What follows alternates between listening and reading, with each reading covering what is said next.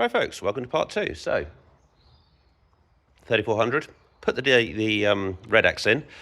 Did run a little better, but it's difficult because it is the afternoon and it's obviously warmed up a bit, so not sure. But she's running better, but not great. Now, obviously I haven't had the chance to let the Red X do its thing, because obviously it's got to work through the system and the acetone's got to really kind of eat through the muck. But one thing I was told is possibly, I'm not sure you can see it in there, this thing here, this radial fuel pump, which is covered in soot, might be, but that's probably what's bunged up. So I'm hoping it's going to work its way through into the fuel pump, clear the muck, happy days. But I'm not sure. So in the meantime, I'm going to order a new fuel filter for it. Again, there it is. Absolutely filthy. There's mainly soot and dust. The reason it's sooty is because this tractor is, or this telehandler rather, is an O2 plate. So it's, what, 24 years old now. Basically, you can't get the parts for it anymore.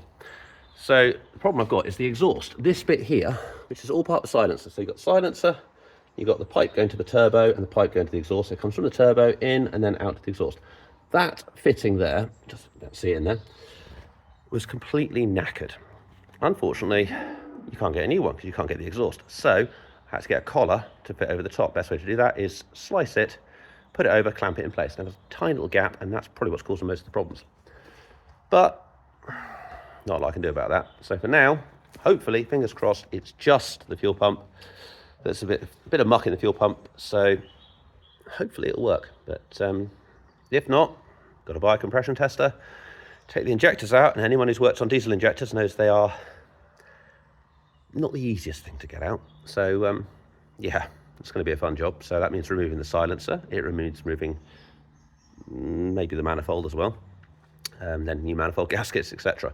And that's just a test to see whether the valves are leaking, because either the valves or the piston rings. If it's piston rings, massive job. Not one I want to do, to be honest, but might have to because it's, you know, a lot of money.